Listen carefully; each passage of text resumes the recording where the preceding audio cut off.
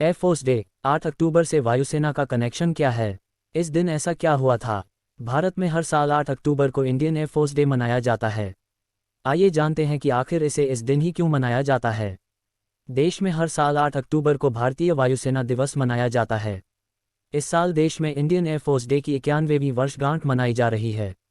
वायुसेना दिवस को देशभर में जबरदस्त जोश और उत्साह के साथ मनाया जाता है। भारत में वायुसेना दिवस को लोगों के बीच एयरफोर्स को लेकर जागरूकता बढ़ाने के लिए मनाया जाता है। वायुसैनिकों की बहादुरी को भी सलाम किया जाता है, जो अपनी निर्भीक क्षमता के जरिए देश की सुरक्षा को मजबूत करने के लिए काम कर रहे हैं।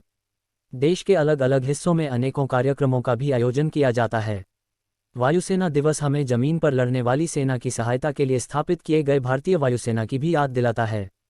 ये दिन शौर्य और पराक्रम का दिन है। भारतीय वायुसेना दुनिया की चौथी सबसे बड़ी वायुसेना है। उत्तर प्रदेश के गाजियाबाद जिले में स्थित हिंडन एयरफोर्स स्टेशन एशिया का सबसे बड़ा एयरफोर्स स्टेशन है। आईएएफ भारतीय आर्म्ड फोर्स को आसमान से मदद पहुंचाती है।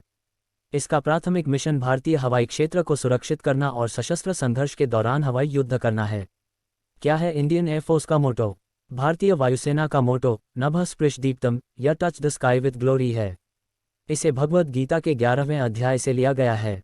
वहीं भारत के राष्ट्रपति के पास वायुसेना के सर्वोच्च कमांडर का पद होता है।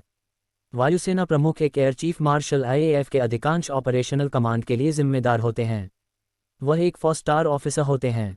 हालांकि इन सब के बीच एक सवाल उठता है कि आखिर देश में वायुसेना दिवस 8 अक्टूबर को ही क्यों मनाया जाता है। आइए इस सवाल का जवाब जाना जाए। 8 अक्टूबर को क्यों मनाया जाता है वायुसेना दिवस? वायुसेना दिवस हर साल 8 अक्टूबर को इसलिए मनाया जाता है क्योंकि इस दिन 1932 में भारतीय वायुसेना को आधिकारिक तौर पर यूनाइटेड किंगडम की रॉयल एयरफोर्स के लिए एक सहायक बल के रूप में स्थापित किया गया था। हालांकि वायुसेना का पहला ऑपरेशनल स्क्वाड्रन अप्रैल 1933 में स्थापित किया गया था।